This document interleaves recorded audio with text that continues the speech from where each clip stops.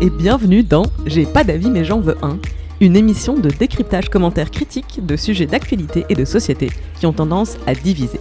Je m'appelle Clémence Bodoc et si ma voix te dit quelque chose, c'est parce que j'anime une série de podcasts sobrement intitulée Tuto Conquérir le Monde, que je t'invite à aller découvrir. J'ai pas d'avis mais j'en veux un a vocation à vous donner les outils, les idées, les armes pour analyser un sujet et vous faire un avis dessus. À l'heure où je publie cette émission, une grève a éclaté en France et il n'est pas impossible que j'en fasse le sujet de la prochaine émission. Mais je compte sur vous, auditeurs et auditrices, pour me dire quel sujet vous voudriez que je traite. Écrivez-moi à tutoconquérirlemonde@gmail.com ou via le compte Instagram conquérir.le.monde. Pour ce tout premier épisode de J'ai pas d'avis mais j'en veux un, j'ai choisi de vous parler de l'affaire Polanski 2634e édition. C'était l'actualité socioculturelle du mois de novembre et j'ai environ tout entendu sur le sujet, ou presque. Et comme c'est un sujet qui met mal à l'aise, que les fêtes de fin d'année approchent, je vous propose qu'on examine ensemble l'épineuse question qui revient comme un boomerang à chaque nouvelle affaire d'agression sexiste et sexuelle. Peut-on, doit-on, faut-il séparer l'homme de l'artiste ? Je vais commencer par parler du cas Roman Polanski, mais on va élargir le sujet ensuite. Juste au cas où lors des dîners des fêtes de fin d'année, le sujet arrive sur la table, entre la poire et le dessert, comme ça vous saurez quoi en dire. Roman Polanski, donc, est un réalisateur de renom. On lui doit une quarantaine de films, lesquels lui ont permis d'acquérir un palmarès conséquent. Je vous renvoie vers sa fiche Wikipédia, c'est pas le sujet. Par ailleurs, Roman Polanski, la même personne que le réalisateur, a aussi été accusé de viol et condamné pour viol sur mineur aux États-Unis en 1977. Il a alors 43 ans et il est accusé d'avoir violé par sodomie une adolescente de 13 ans. Ce qu'il ne conteste pas d'ailleurs, il se défend en affirmant que la relation sexuelle était consentie. À titre personnel, j'ai un sérieux doute sur la capacité d'une ado de 13 ans à consentir à une sodomie avec un homme de 43 ans. J'ai globalement un doute sur la capacité de quiconque à consentir à quoi que ce soit sous l'influence d'une drogue, mais passons. Je précise que ce sont des faits, pas des on-dit. Samantha Gamer, puisque c'est le nom de la victime, a témoigné de ce qu'elle a subi le jour même. Ses parents ont porté plainte le lendemain. Donc, astuce, lorsque vous doutez sur un sujet, revenez-en aux faits. Dans le cas Polanski, les faits sont là. Roman Polanski est condamné par la justice américaine, et comme il est né en France, qu'il a la nationalité française, il décide de venir s'installer en France, car la France ne pratique pas l'extradition de ses concitoyens. Et donc, nous avons d'un côté un artiste de renom, brillant, sensible, doué de qualités artistiques indéniables. Et de l'autre, un pédocriminel. Car violer une adolescente de 13 ans, c'est de la pédocriminalité, appelons un chat un chat. Problème, ces deux personnes habitent le même corps. Elles sont la même personne. Problème aussi, le cas Polanski est vraiment loin d'être unique. Cette question de séparer l'homme de l'artiste, elle se pose à chaque fois qu'un créateur, quel que soit son domaine, est aussi par ailleurs accusé ou reconnu coupable d'un crime. Prenons un autre exemple célèbre. Bertrand Cantat, le chanteur du groupe Noir Désir. En juillet 2003, Bertrand Cantat et sa compagne de l'époque, Marie Trintignant, ont une dispute. Ça arrive à beaucoup de couples, vous savez. Il lui assène 4 gifles selon ses dires. Les médecins légistes qui ont examiné le corps de Marie Trintignant ont plutôt compté 19 coups, dont 4 au visage, assénés à poing fermé. Ces coups ont provoqué entre autres une fracture du nez et un œdème cérébral. 1 an plus tard, Bertrand Cantat est condamné à 8 ans d'emprisonnement pour meurtre. Les faits s'étaient déroulés en Lituanie, Bertrand Cantat purge sa peine en France, il est libéré au bout de 7 ans, en juillet 2010. Il reprend progressivement sa carrière et en octobre 2017, le magazine Les Inrocks lui ouvre ses colonnes pour une longue interview et choisit de mettre l'ex-chanteur, ou l'ex-détenu, vous choisissez, en couverture. Cette une provoque de vives réactions dans la société, je vais y revenir. Mais prenons encore un autre exemple, à contre-courant de notre propos cette fois-ci. Curieusement, on n'a pas trop séparé l'homme de l'artiste dans l'affaire Harvey Weinstein. Ce producteur hollywoodien accusé d'agression sexuelle par... C'est combien de victimes désormais ? C'était quelques femmes au départ, et on s'approche désormais de la centaine de victimes déclarées. Non mais vous vous rendez compte ? Comment peut-on agresser sexuellement près de 100 femmes dans une vie ? L'affaire Harvey Weinstein a été le départ d'une véritable déflagration qui a traversé toute la société occidentale. Elle a été le départ du mouvement MeToo, soit un focus enfin dédié aux violences sexistes et sexuelles dans le monde du travail, tout secteur confondu, et bientôt dans la société tout entière. Et l'on n'a absolument pas discuté de séparer l'homme de l'artiste dans le cas d'Harvey Weinstein. Pourtant, il a beaucoup plus de scars que Polanski, il en a 81, rendez-vous compte. Mais alors, quelle est la différence ? C'est parce que Weinstein était trop loin du véritable travail de création artistique ? Ou parce que ses victimes étaient trop nombreuses ? Ou que les faits reprochés étaient Trop nombreux? Trop graves? Est-ce qu'on n'aurait pas construit une échelle de l'acceptabilité? En gros, si t'as violé plusieurs femmes mais que t'as plusieurs Oscars, ça passe. Si t'as tué une femme et que t'as quand même une belle voix, ça passe. Bon, pas sur le coup, mais avec le temps, ça passe. Si t'as, entre guillemets, juste harcelé des femmes, mais que t'es pas assez connu, pas assez talentueux, on te met quand même au banc de la profession, parce qu'on ne tolère pas ce genre d'agissement dans nos rangs. Mais nous sommes d'accord qu'il n'est pas acceptable de fonctionner comme ça. Déjà, parce que le talent n'est la circonstance atténuante d'aucun crime, aucun délit. Ensuite, parce que dans une société civilisée, démocratique, c'est à la justice de prononcer des sentences, et pas à la rumeur ni à la vindicte. Dans notre société, on instruit les procès dans l'institution dédiée. Les problèmes commencent lorsque la justice est défaillante, et se poursuivent lorsque les artistes utilisent leur talent pour tenter de défendre ou de racheter l'homme qu'ils n'ont pas su être, à chaque fois qu'ils se sont comportés comme des monstres. Ce sont les regrets de Bertrand Cantat, placardés en une des Inrocks en octobre 2017. Mais ce sont surtout les déclarations et publications autour de la sortie du film J'accuse. La promotion organisée dresse très clairement le parallèle entre l'histoire de Dreyfus et celle de Polanski. Et alors c'est là qu'il devient compliqué de séparer l'homme de l'artiste, lorsque l'artiste essaye de racheter l'homme à travers son art. La ficelle était grosse, elle avait peu de chances de passer, mais Adèle Haenel, par son courage et sa grâce, avait de toute façon annihilé toute chance pour J'accuse de présenter la défense de son créateur. En effet, je vous invite à aller lire sur Libération la critique commentaire d'Elisabeth Franck-Dumas et de Luc Chessel.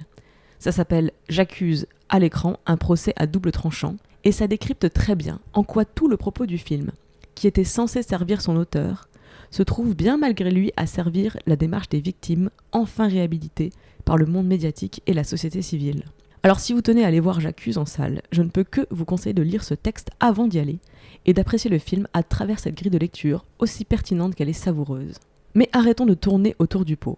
Peut-on séparer l'homme de l'artiste ? Peut-on trancher cette question une fois pour toutes, sans avoir à prendre en considération le degré de talent de l'artiste d'un côté et les conséquences des crimes de l'homme de l'autre côté ? La véritable question sous-jacente posée par ce débat est de savoir qui sont les monstres ? Où sont-ils ?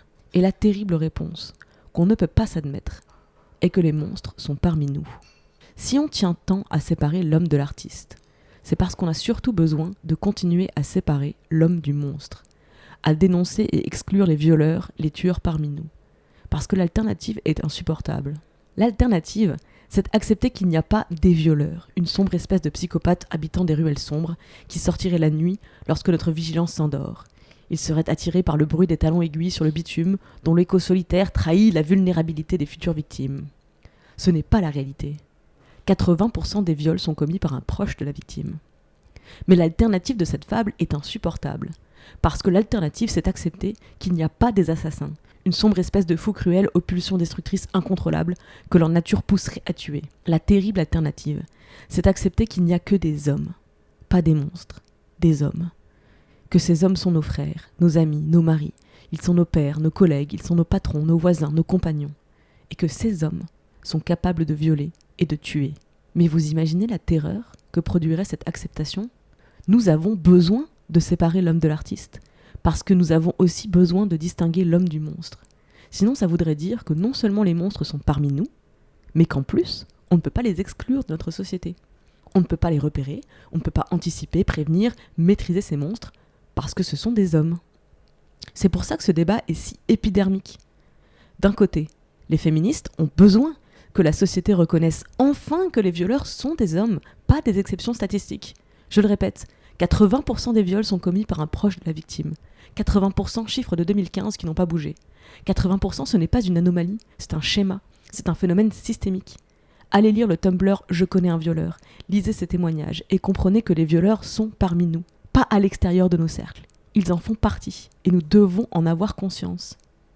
Mais de l'autre côté, les hommes, et globalement, la société dans son ensemble, a besoin de continuer à désigner les monstres par le sceau de l'inacceptable, parce que l'alternative reviendrait à se regarder dans le miroir et à se faire l'aveu de notre incapacité à chasser les monstres, à nous en prémunir. Et choisir son camp dans ce débat, c'est beaucoup plus facile en théorie qu'en pratique. En théorie, j'accepte qu'un homme soit un artiste et un violeur. C'est facile, j'ai plein d'exemples. En pratique, et si c'était ton frère ? Et si c'était ton père ? Et si c'était ton mari ? Un homme avec lequel tu partages toute une partie de ta vie ? Est-ce que c'est si facile que ça d'accepter que ton frère serait finalement un monstre ? Je comprends celles et ceux qui, proches de ces grands artistes, voient l'homme en eux et refusent de n'y voir qu'un monstre. Mais ce n'est pas de sévérité envers les monstres dont nous manquons en tant que société. C'est d'intransigeance envers les hommes. On ne pourra pas séparer l'homme de l'artiste tant qu'on ne pourra pas condamner le monstre et pardonner l'homme. Et qu'est-ce qui permettrait cela ? Plusieurs pistes de réponse. Déjà, un système judiciaire qui ne laisse pas à la société tout entière un amer goût d'injustice. Des violeurs sans procès, des assassins acquittés, des violeurs relâchés ou condamnés avec sursis à des peines bien légères rapportées à la violence que leurs actes diffusent dans la société tout entière. La peur, la colère, la haine. Ensuite, nous avons besoin d'une société qui ose regarder en face ses propres produits et s'interroge réellement sur sa responsabilité. Et d'une société qui agisse. Juste un exemple. Lorsqu'en 2013, Najat Vallaud-Belkacem, alors ministre des Droits des Femmes, tente d'introduire des modules d'éducation à l'égalité entre les filles et les garçons dès leur plus jeune âge, elle s'attaque précisément à la racine de ce problème. Comment notre société peut-elle produire tant de victimes ? C'est qu'elle produit aussi des agresseurs. C'est pourquoi l'éducation à l'égalité entre les genres est une nécessité, une urgence. Fin de la parenthèse. Alors non, à l'heure actuelle dans notre société, on ne peut pas célébrer l'artiste et honnir le monstre. Ils sont la même personne. Et si vous n'en êtes pas convaincu, faites l'exercice à l'envers. Vu dans la manif contre les violences sexistes et sexuelles, le 23 novembre 2019, ce slogan. Et quant à « il a tué la femme ou l'actrice ?» La propriétaire de cette brillante pancarte a été interviewée par Esther Meunier. Je vous invite à aller voir son reportage sur sa chaîne YouTube Esther Reporter. Peut-être qu'en 2003, on a pleuré Marie Trintignant parce que c'était une grande comédienne. Peut-être. Mais en 2019, nous avons pleuré chacune des victimes de féminicide de cette année. Une nouvelle toutes les 48 heures en 2019. Ce n'était plus la perte d'une artiste qui provoquait notre émotion. C'était le meurtre cruel et insensé d'une femme, puis d'une autre, et d'une autre encore. Cette réalité insupportable, nous sommes en train de l'accepter. Toute femme peut être victime de cette violence systémique. Il reste à parcourir l'autre moitié du chemin. Tout homme peut être auteur, acteur et instrument de cette violence systémique. Aussi flippant que cela puisse paraître, je crois que la vérité est toujours préférable à toutes les illusions que nous sommes capables de nous inventer pour repousser encore un peu plus loin le temps de l'acceptation. Et l'idée selon laquelle on pourrait séparer l'homme de l'artiste et cacher les monstres quelque part dans une bulle de folie et d'exception est une illusion dangereuse qui continue de coûter des vies. Une toutes les 48 heures en France en 2019. Alors, revenons à notre sujet. Qu'est-ce qu'on fait des artistes, des hommes et des monstres combinés, puisque la justice et la société nous laissent avec tout ça sur les bras ? Détaillons question par question. Faut-il interdire à Polanski de faire des films ? Non, sauf si une réforme de notre justice prévoit ce type de peine en condamnation. Encore faut-il qu'il soit condamné. Faut-il interdire la diffusion des films de Polanski ? Non plus, même justification. Polanski est libre de faire des films. Les féministes sont libres d'exprimer leur colère face au mépris pour les victimes. Il a le droit de faire des films, elles ont le droit de manifester devant un cinéma. C'est le jeu. Polanski est un artiste, il est libre de proposer une interprétation de l'affaire Dreyfus en se glissant dans la peau du personnage victime d'une machination. Et nous sommes libres d'exprimer en retour tout le mépris que l'on peut ressentir pour cette tentative de récupération, aussi indigne qu'elle semble être désespérée. Polanski n'a pas payé sa dette à la société. Nous sommes en droit de le lui rappeler à chaque fois qu'il se cachera derrière l'artiste qu'il est, pour fuir l'homme qu'il devrait être. Quanta a été condamné. Notre système judiciaire a fait son œuvre. Il est libre de relancer sa carrière.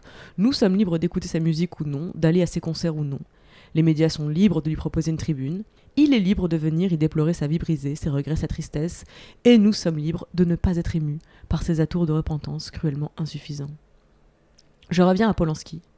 Faut-il lui organiser des rétrospectives, lui donner des subventions publiques pour soutenir ses créations ? Mais certainement pas. D'autres en ont besoin pour des projets autrement plus pertinents que produire une reconstitution historique dans le but de monter sa propre défense à travers une production artistique. Alors même que l'artiste en question fuit son propre procès. Mais la question a été posée à Valérie Pécresse, présidente de la région Île-de-France, qui a subventionné le tournage de J'accuse. Et Valérie Pécresse a répondu que si c'était à refaire, elle ne subventionnerait plus Polanski. Alors, faut-il aller voir J'accuse au cinéma ? Parce que quand même, c'est un bon film selon la critique. Oui, si vous avez 11 balles à mettre dans un film qui se regardera tout aussi bien dans votre salon quand il passera à la télé dans quelques mois sur Canal+. Il y a des films qui nécessitent un grand écran et une salle sombre pour être réellement appréciés. Ce n'est pas le cas des reconstitutions historiques comme J'accuse, à mon avis très humble. Mais toujours selon mon avis très humble, il n'y a aucun intérêt à aller voir J'accuse au cinéma, alors que Les Misérables de Lajli est en salle au même moment. Le cinéma est politique et nous avons le pouvoir de voter à chaque fois qu'on fait chauffer la carte bleue, que ce soit à la caisse du supermarché ou au guichet du cinéma. Faites bon usage de votre voix, elle compte, même lorsque vous avez le sentiment qu'on ne l'entend pas. C'était mon avis sur la question, avec, je l'espère, suffisamment d'aspérité pour que vous ayez pu construire le vôtre.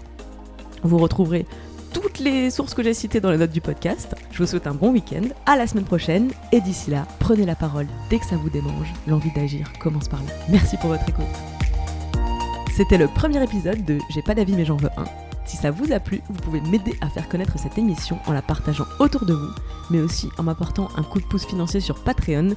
Je vous mets le lien dans les notes du podcast et je vous remercie très chaleureusement pour votre soutien. Une question, une réaction, je prends tous les feedbacks sauf les insultes par mail à l'adresse tutoconquérirlemonde@gmail.com sans accent tout attaché ou sur Instagram sur le compte @conquérir.le.monde.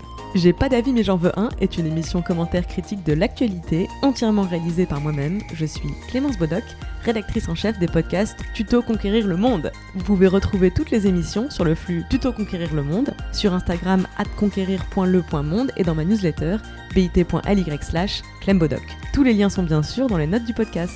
Je me finance entièrement grâce à la publicité et à vos dons. Merci pour votre écoute, pour les partages, pour les messages et à très vite. Ça vous a plu ? Vous aimerez sans doute Activiste, une nouvelle approche de l'action politique, le podcast que je co-anime avec Esther Meunier chaque mardi. Rendez-vous sur le flux Activiste. Merci.